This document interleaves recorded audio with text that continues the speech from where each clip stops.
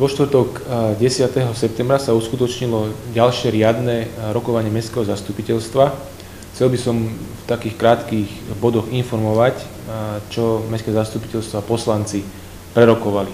Vyberám len také hlavné body, pretože mali sme okolo 60 bodov. Z pohľadu môjho, ktoré považujem za dôležité, sú tieto. Bola prerokovaná v mestskom zastupiteľstve informatívna správa o stave jednotlivých telocviční v našom meste, čo veľmi pozitívne hodnotím, lebo to bola taká poslanecká iniciatíva a vlastne dalo nám to taký obraz o tom, v akom stave sú telocvične a že mali by sme niektoré z nich rekonštruovať.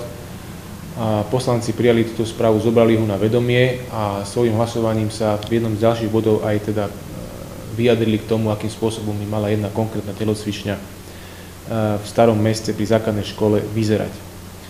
V ďalšom bode sme prerokovávali návrh dodatku k všeobecne záväznému nariadeniu o konzumácii alkoholu na verejnom priestranstve.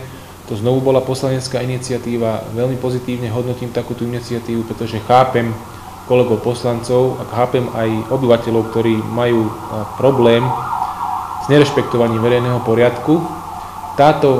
Tento dodatok nakoniec v mestskom zastupiteľstve v tomto momente neprešiel, ale dohodli sme sa, že budeme o tomto ďalej rokovať a v spolupráci s mestskou políciou aj s konkrétnymi poslancami, ktorí navrhovali toto všeobecné záväzné nariadenie, ho dáme do takej formy, aby bolo pre mestské zastupiteľstvo akceptovateľné, aby sme týmto pomohli tým lokalitám, najmä na sídliskách Chrenová a Klokočina, kde teda je problém s konzumáciou alkoholu na verejnom priestranstve. Chcem len upozorniť, že napríklad v starom meste toto všeobecné záväzné nariadenie platí a podľa vyjadrení náčelníka mestskej polície sa aj jeho existencia osvedčila. Našla sa vôľa poslancov, ktorí si osvojili stanovisko mestskej rady. Dnes sa navrhuje, aby na rok 2016 a na rok 2017 na reštaurovanie kultúrnych pamiatok, to sú poväčšinou sochy, ale aj iné kultúrne pamiatky, bolo vyčlenené po 50 000 eur. Jedným z takých personálnych bodov bola voľba členov mestskej rady a tu chcem povedať, že v mestskom zastupiteľstve sa našla vôľa, aby bol zvolený ďalší člen mestskej rady. Členkou mestskej rady sa stala pani poslankyňa Marta Rácová. Ďalším z bodov, ktorý sme prerokovávali, bolo navýšenie imania v spoločnosti Nitrianska investičná. Rovnako boli schválené do tejto Nitrianskej investičnej aj personálne návrhy na konateľov. Chcem povedať, že domnievame sa, že takéto riešenie, najmä pri rekonštrukciách veľkých staveb, ako je futbalový štadión, prípadne kúpalisko, napomôže k riešeniu, pozitívnemu riešeniu, čo sa týka najmä ekonomického pohľadu. Schválili sme finančné prostriedky na vybudovanie novej telocvične na základnej škole Tulipánová, teda v starom meste. Táto škola dlhodobo postrádala telocvičňu a verím, že tento krok mestského zastupiteľstva pomôže týmto žiakom. V minulom zastupiteľstve, mimoriadnom mestské zastupiteľstvo schválilo finančné prostriedky na rekonštrukciu 2 blokov tried, ktoré sú teda tiež v tejto základnej škole. A rovnako sme schválili v rozpočtových opatreniach finančné prostriedky na opravu, na statickú chybu, ktorá je na základnej škole Kniežaťa Príbynu v starom meste. Tiež si myslím, že to je taký dlhodobý problém, ktorý týmto pádom by sme mohli vyriešiť a potom ešte budeme hľadať peniaze na rekonštrukciu fasády na tejto základnej škole. Z tých majetkových bodov mestské zastupiteľstvo prerokovalo návrh na zámenu nehnuteľnosti medzi rímskokatolíckou cirkvou a mestom Nitra. Toto už bol opätovne návrh, ktorý v minulom zastupiteľstve bol schválený ako zámer. Teraz prešiel definitívne a chcem len tým povedať, že sa týmto vyrieši otázka sídla farnosti vo farnosti Nitra Zobor. Rovnako v starom meste sme schválili predaj na Štúrovej ulici bývalých verejných WC, kde investor chce vybudovať zariadenie na rýchle občerstvenie, s tým teda, že sme uložili, aby tam bolo 10 parkovacích miest pre verejnosť.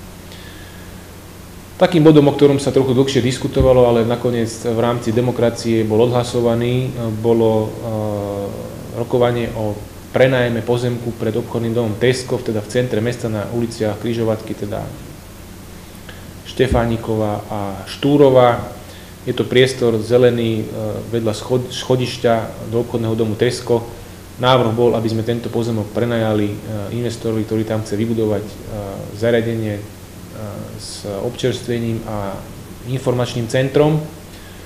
Bola k tomu diskusia, názor výboru mestskej časti Staré Mesto bol taký, že by sme tento priestor nemali zastávať, názor iných poslancov bol iný.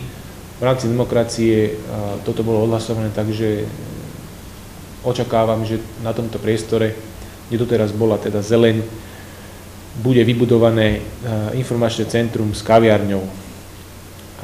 Rovnako mestské zastupiteľstvo odhlasovalo zámer teda odpredaju 3 zo 7 domov opatrovateľskej služby na ulici Misionárska na Kalvárii, kde vlastne z financovania tohoto odpredaju by sme mali zrekonštruovať ďalšie 4 tieto domy opatrovateľskej služby, ktoré dlhodobo sú v zlom technickom stave. Verím, že týmto krokom sa nám podarí dať tieto, musím povedať, veľmi zaujímavé nehnuteľnosti na Kalvárii do poriadku. Odhlasovali sme aj na žiadosť obyvateľov z Mariánskej ulice návršku prenájom vnútrobloku. Rovnaký prenájom sme odhlasovali už aj v minulosti na viacerých miestach v Starom Meste. Obyvatelia symbolickým prenájmom vnútroblokov získajú taký iný vzťah k tým nehnuteľnostiam, vyrieši sa parkovanie, obyvatelia sa starajú o zeleň samostatne, takže hodnotíme to veľmi pozitívne a vidíme, že to na mnohých miestach v Starom Meste a inde funguje.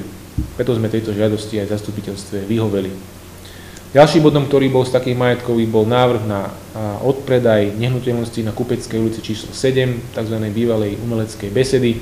Tuto mestské zastupiteľstvo neodsúhlasilo tento odpredaj, prevážili argumenty, že s predpokladanou investíciou v priemyselnom parku firmy Land Rover Jaguar by sa v krátkej budúcnosti mohli vygenerovať zaujímavejšie, vyššie ceny za takúto nehnuteľnosť.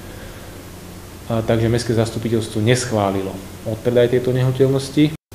Veľmi oceňujem, že v mestskom zastupiteľstve sa akoby pomaly, ale isto obrusujú hrany medzi poslancami a dôkazom toho bolo to, že v mnohých prípadoch mestské zastupiteľstvo hlasuje jednomyselne. V mnohých prípadoch prešli aj návrhy, ktoré dávali naši kolegovia z poslaneckého klubu nezávislých s podporou aj teda nás.